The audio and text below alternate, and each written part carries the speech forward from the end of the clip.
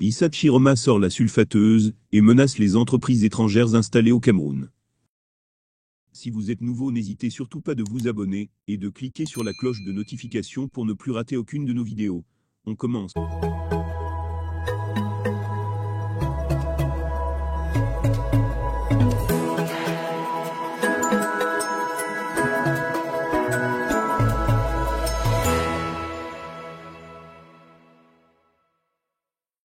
Issa Chiroma sort la sulfateuse et menace les entreprises étrangères installées au Cameroun.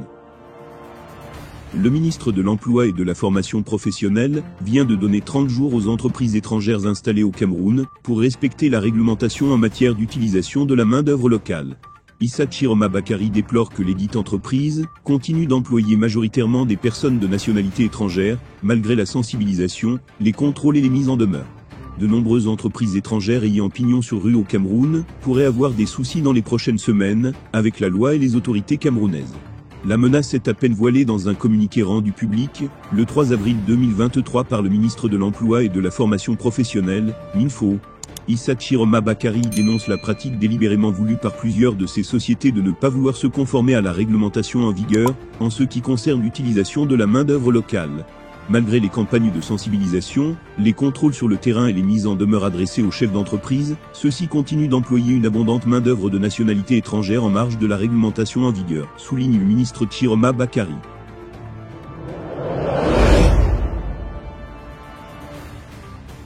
Le membre du gouvernement invite donc toutes les entreprises concernées à se conformer dans les 30 jours qui suivent la publication de son communiqué.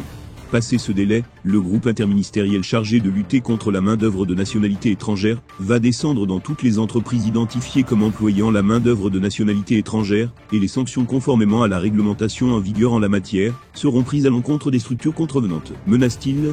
Au Cameroun, de nombreuses entreprises continuent d'employer de la main-d'œuvre de nationalité étrangère sans respecter la réglementation édictée à cet effet.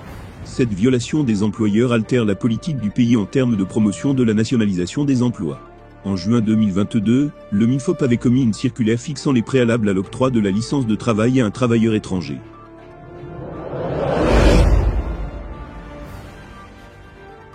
Le texte stipule par exemple que le ministre ne devrait accorder de visa de travail à un travailleur de nationalité étrangère que s'il est prouvé qu'il n'existe pas de Camerounais compétent au poste sollicité, ou si l'employeur prouve qu'il a embauché également un Camerounais qui assiste le travailleur de nationalité étrangère pour des besoins de transfert de technologie et de compétences.